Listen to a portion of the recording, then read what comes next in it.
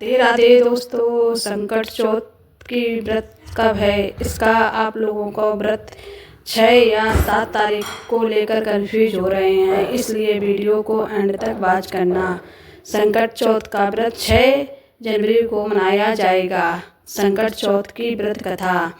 एक साहूकार और एक साहूकारनी थे। वह धर्म पुण्य को नहीं मानते थे, इसके कारण उनके कोई बच्चा नहीं था। एक दिन साहूकारनी पड़ोसी के घर गई। उस दिन संकट चौथ था। वहाँ पड़ोसन संकट चौथ की पूजा करके कहानी सुना रही थी। साहूकारनी ने पड़ोसन से पूछा, तुम क्या कर रही हो? तब पड़ोसन बोली कि आज चौथ का व्रत है, इसलिए कहानी सुना रही हूँ। साहूकारनी की पड़ोसन कहानी सुना रही थी तो वो भी बैठकर कहानी सुनने लगी। और तब साहूकारनी बोली, चौथ के व्रत करने से क्या होता है? वह पड़ोसन बोली, इसे करने से अन्न धन सुहाग पुत्र सब मिलता है। तब साहूकारनी ने कहा, यदि मेरा गर्भ रह जाए तो मैं 1.25 सेर तिलकुट करूंगी और चौथ माता का व्रत करूंगी। श्री गणेश भगवान की कृपा से साहूकारनी के गर्भ रह गया तो वह बोली कि मेरे लड़का हो जाए तो मैं 2.5 सेर तिलकुट करूंगी।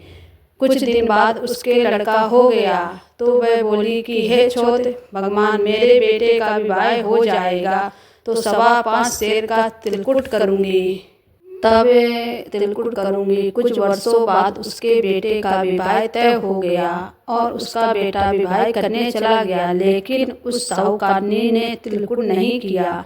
इस कारण से चौथ देव क्रोधित हो गए और उन्होंने फेरों से उनके बेटे को उठाकर पीपल के पेड़ पर बिठा दिया। सभी वर को खोजने लगे पर वो नहीं मिला। हताश होकर सारे लोग अपने अपने घर को लौट गए। इधर जिस लड़की से साहूकार के लड़के का विवाह होने वाला था, वह अपनी सहेलियों के साथ गणगौर पूजने के लिए जंगल में डूब लेने गई। तभी रास्ते में पीपल के पेड़ में आवाज आई, ओ मेरी अर्थवही। ये बात सुनकर वह लड़की घर आई। उसके बाद वह धीरे धीरे सूख कर कांटा होने लगी। एक दिन लड़की की माँ ने कहा, मैं तुम्हें अच्छा खिलाती हूँ, अच्छा पहनाती हूँ, फिर भी तू सूखती जा रही है, ऐसा क्यों? तब लड़की अपनी माँ से बोली कि वह जब भी दूध लेने जंगल जाती है तो पीपल के पेड़ से एक आदमी बोलता है कि अरे ओ मेरी अर्थवही, तूने मेहंदी लगा रखी है और सेहरा भी बांध रखा है।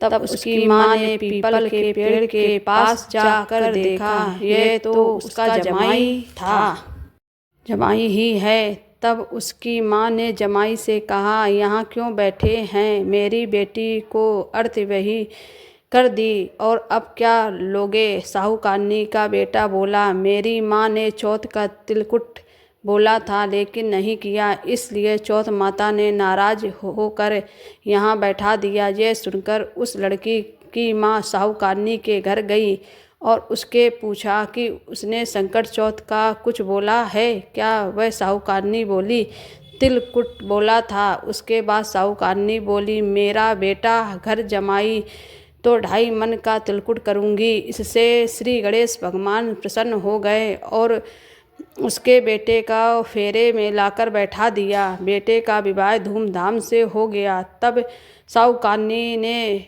बेटा और बहू घर आ गए।